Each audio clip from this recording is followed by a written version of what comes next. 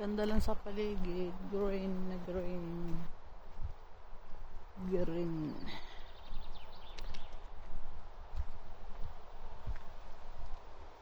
Nakaka-relax sa mata yung green.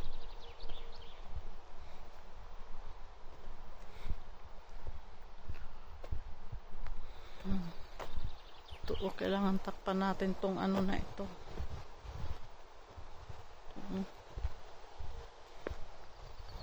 Nagiging hukay na siya.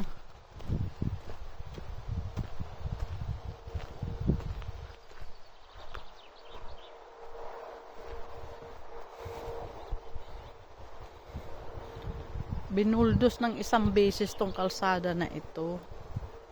Tapos pagkatapos buldos, pinadaanan naman ulit ng mga malaking sasakyan.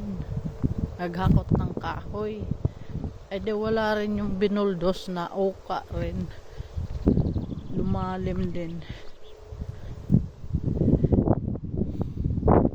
Kaya hirap tuloy pagka yung winter, mahirap ditong yung sa gitna ng kalsada tumaas. So, lumalambot yung tumataas yung sa gitna, kaya sumasayad yung kotse pa naman dito ang ang bababa ng flooring, sumasayad yung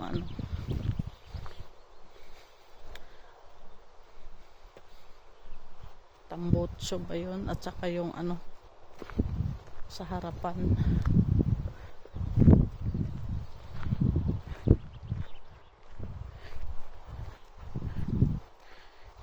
Kimot si Casper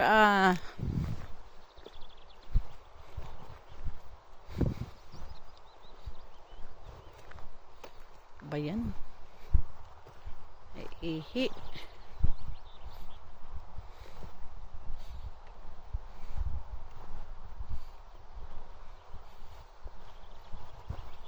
Daming bulaklak.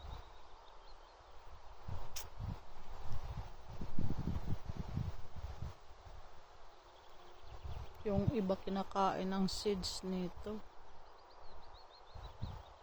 Ang dami kasing bunga niya. Yung bunga niya parang yung sa takot si Casper sa baga.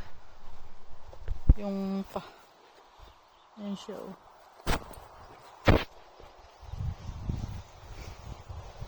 para siyang beans. Ko alam kung makakain din yung nito bunga.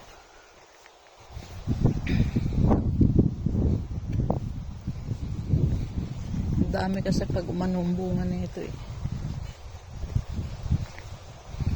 kusang tumatalsik ang bunga niya pag natuyo. Kaya lalo silang dumami kasi talsikan yung mga buto niya.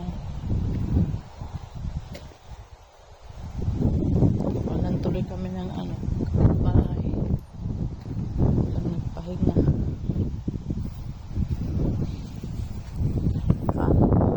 Sana kami rito. Ito na. Sige. Tatapag na sa loob.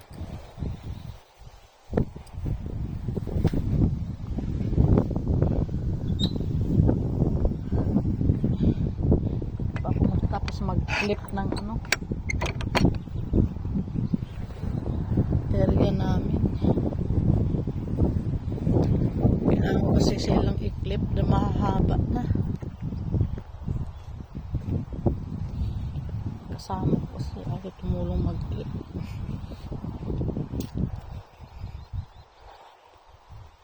Nilabas ko saglit si Casper. Nangi-snub si Casper sa akin pero hindi ko nilabas. Nakaiglip ako sa upuan.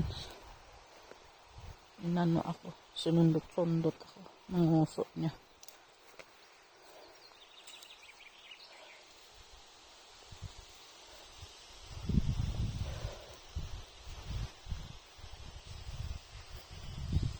Marami ng bulaklak, kaya lang parang isang kulay lang sila. Yan siya, at saka yun, Ay, isang kulay lang.